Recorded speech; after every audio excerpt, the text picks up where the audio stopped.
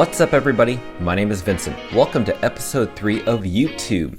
Now in this video, we're going to be talking about something that has recently been announced by the y00t's Twitter page and also by Frank, the founder of y00ts.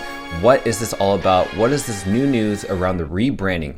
How does this affect us, the holders, and what we could expect later on down the road, or maybe even sooner? So let's go ahead and cover all those different perspectives in this video, and I cannot wait to share it. So be sure to like the button, subscribe to the channel, don't forget to join our Patreon page, and most importantly, please be careful with any of the scammers down in the comments below.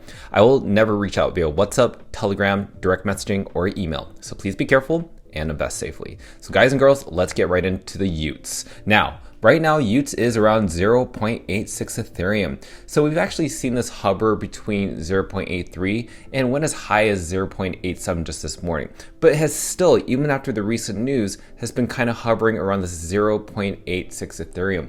Could we see us going back to the 1 Ethereum floor price?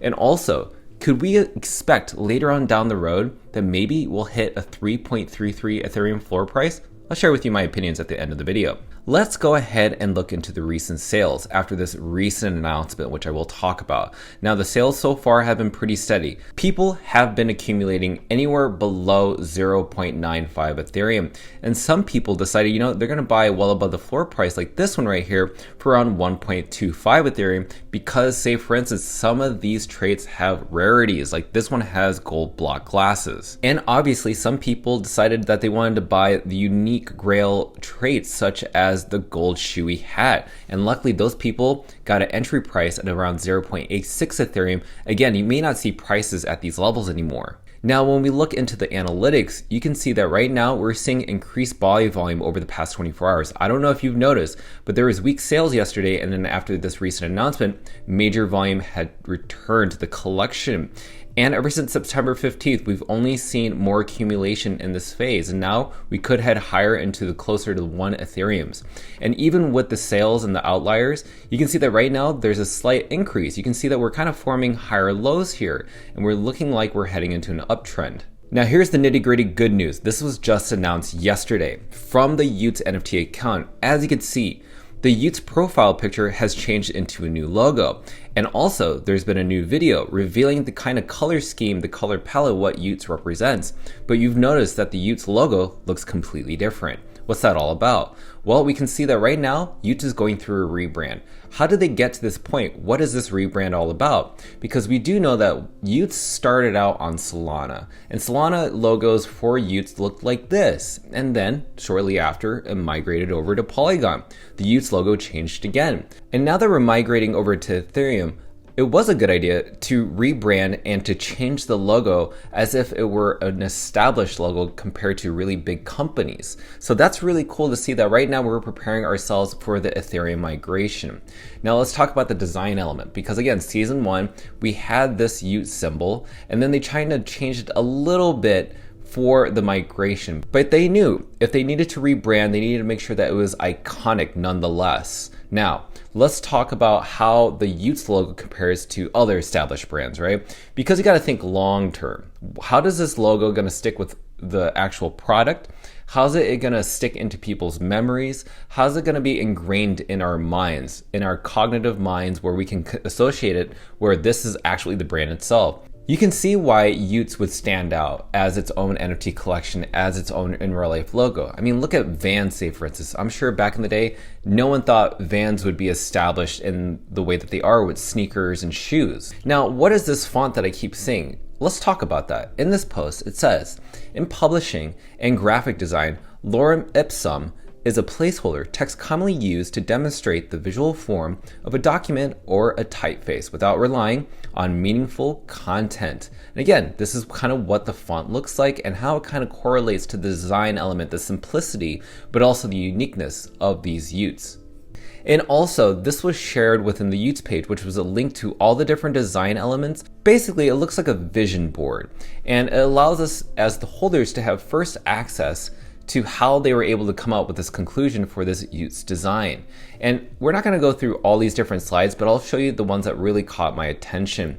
So Frank decided to share this one image that was from that slide previously, but basically slaps the Y and compares it to really nostalgic colors that are in this color scheme and how it's kind of nostalgic in that way. And really, the Y, the logo really does fit with this. But what about lifestyle brands? How can y00ts be incorporated into clothing, into something that could be advertised and marketed to attract everyone around the world, not just people who are into Web3? Well, this is a great example of how y00ts can be fully adopted in the in-real life world. And another thing, surprisingly, that was revealed in that previous slide was that this was a design element, and it's not official, but a design element of what the y00ts page could look like once the migration goes live. And I think what I'm getting here is that after the number of slides I've just showed you, we've seen that the color palette for y00ts is absolutely euphoric. I have a childlike image of myself loving this design. It relates to me in my youth, but also as an adult as well. So again, we see that right here it says bridge again, and that's mainly going to be us migrating our Polygon y00t NFTs over to Ethereum.